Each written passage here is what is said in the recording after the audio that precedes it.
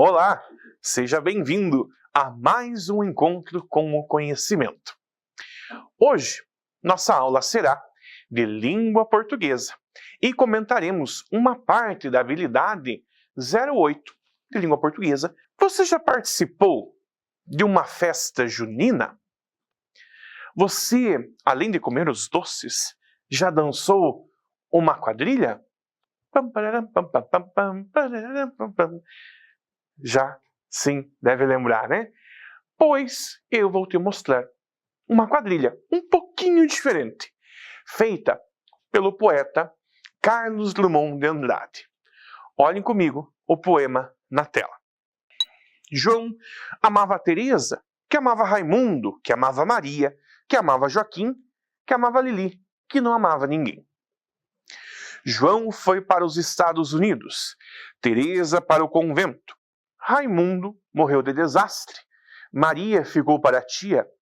Joaquim suicidou-se. E Lili casou com J. Pinto Fernandes, que não tinha entrado na história. Perceba quantos nomes temos nesse texto, neste poema do Drummond. Você conseguiu perceber a ideia da quadrilha? O título é quadrilha. Você conseguiu perceber essa ideia dos pares? Mas você percebe que os pares estão separados, no caso um gostava do outro, o outro gostava do outro, e assim vai. Eles formavam como se fosse um círculo. Ou seja, o círculo que há na quadrilha. Veja que os nomes chegam a dar até um ritmo neste poema, nesta poesia. Mas e se tirássemos os nomes? Como faríamos para dizer quem gosta de quem? Ou ainda, como saberia que existe um sentimento de alguém por alguém? Ou ainda, como existiria uma quadrilha sem fazer referência a essas pessoas? Os nomes, sejam das pessoas, do lugar, das ações, a própria quadrilha, o sentimento que nós podemos encontrar, tudo nos ajuda a referenciar a ideia do que estamos falando e fazer com que possamos dizer com exatidão a quem nos referimos. Seja o nome de uma ação, seja o nome de uma ou de várias pessoas, como vimos na quadrilha, de seres, de objetos. Cada um desses nomes pode variar de acordo com a quantia, a sua formação, com o tamanho ou ainda com o significado. E estes nomes são classificados de acordo com o que cada um expressa. Veja as pessoas que aparecem na tela. Cada uma delas tem um nome, e este nome a identifica. Mesmo que tenham nomes iguais ou ainda parecidos, mas para aquela pessoa é aquele nome que vai identificar. E assim fica fácil de fazer a referência se queremos falar dela ou de qualquer pessoa em específico. Nesta imagem, veja que há muitas flores na tela. Sim, eu falei flores, já que temos mais de uma. Se fosse uma só, é flor, mas aqui são flores. Perceba que eu posso dizer que todas têm este nome de flor. Sim, porque fazem parte de um grupo que recebe este nome. Mas eu posso ser mais específico e falar, por exemplo, que aquela em especial é a rosa. Perceba agora que ainda nós temos a imagem das flores.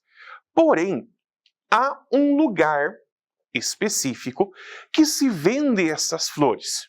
E você pode perceber isso na imagem. E esse lugar que vende as flores, o nome desse lugar, ele é devido à sua função, ou seja, de vender flores. E originou-se a partir da palavra flor. Nós estamos falando do quê? Da floricultura. Mesmo que não estejamos com a flor, ela vai continuar existindo, seja na floricultura, seja em outro lugar. Porém, imagine agora um sentimento. Repare nessa imagem, mais uma vez nós temos as flores. Alguém está presenteando, você consegue observar que alguém está feliz em receber as flores, ou até mesmo a outra pessoa. E qual será que é o sentimento que tem nesta imagem? Esse sentimento que a gente percebe aí só existe desde que alguém esteja sentindo, como podemos notar na imagem. Porém, se aquela pessoa não sente mais, o sentimento deixa de existir. Essa é a diferença entre o sentimento e a flor, que, depois de dada, vai continuar ainda existindo até um certo tempo. Nesta imagem, o passarinho em questão. Você sabe qual é este passarinho? Ou, pelo simples fato do que ele está fazendo, você sabe o nome dele? Ele pode ter mais de um nome, sim, mas é conhecido como beija-flor, porque ele está beijando uma flor. Perceba que este nome, graças a essa ação que ele faz, foi usado com a ajuda de um outro nome. Ou seja, nós temos aí um nome composto. Nessa imagem, percebemos que tem mais de uma flor. Ou seja, juntas, as flores também podemos dar um outro nome. Nesse caso, um ramalhete, ou ainda um buquê, seja um buquê de rosas, enfim. E aí, esta ideia que se passa quando tem mais de algo que está especificado, nós chamamos de coletivo. Esses nomes que a gente viu, que chamamos de substantivo, têm uma classificação. Por exemplo, próprio e comum. Substantivo próprio é quando pertence àquele ser em específico, como, por exemplo, o meu nome, o teu nome, o nome de qualquer pessoa, de um ser. Já o comum, como o próprio nome já diz, é comum para mais de um. Por exemplo, as flores, ou ainda numa sala de aula, nós temos muitos estudantes. Já o primitivo e o derivado é quando nós pegamos um nome que serve de base e pode gerar vários outros nomes, e o derivado, que é aquele que vem de um nome. Por exemplo, nós temos a palavra pedra. Este substantivo, eu digo que ele é substantivo primitivo, porque ele pode originar, por exemplo, pedrinha, pedregulho, pedreiro, pedrada. Todas essas palavras que eu falei agora, nós consideramos que é um substantivo derivado, porque veio da palavra primitiva. Na sequência, nós temos concreto e abstrato. Vamos deixar claro aqui que não tem nada a ver com pegar ou ver. Concreto é quando não depende do outro para existir. Por exemplo, o oxigênio. O oxigênio, o ar que nós respiramos. Se você sair do lugar que você está, ele vai continuar existindo. A luz, mesmo que você saia, mesmo que você não a veja, ela está existindo. Isso é um substantivo concreto. Agora, o abstrato é aquele que depende de outro para existir. É, por exemplo, o caso do amor. Ou seja, um sentimento, virtudes, coragem, enfim, só vai existir desde que alguém esteja sentindo aquilo. No momento que aquilo termina, aquele substantivo também acaba. Depois, nós temos o simples e o composto. Vou pegar o exemplo da flor e do beija-flor.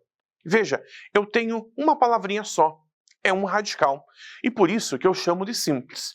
O composto, no caso do beija-flor, são duas palavras, mas poderia ter mais. Então aí, substantivo composto, se compõe a partir de uma outra palavra.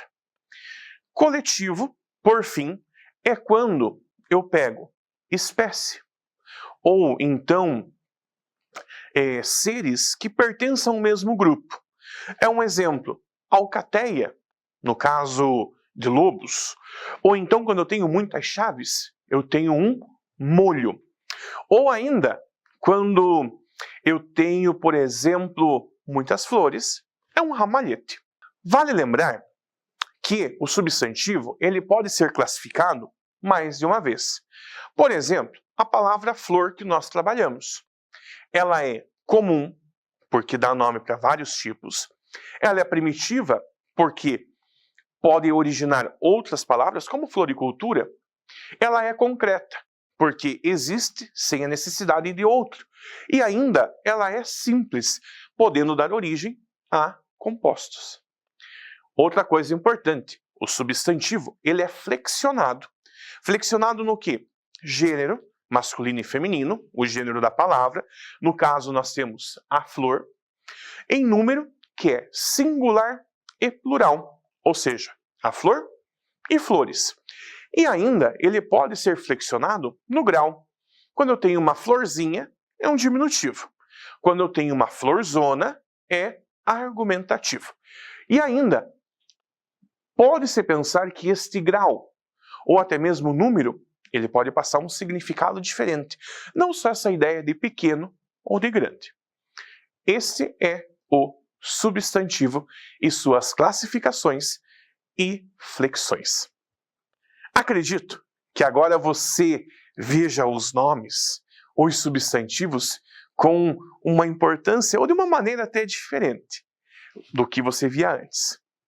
Não deixe de estudar. Te espero na próxima aula. Um abraço. Até lá!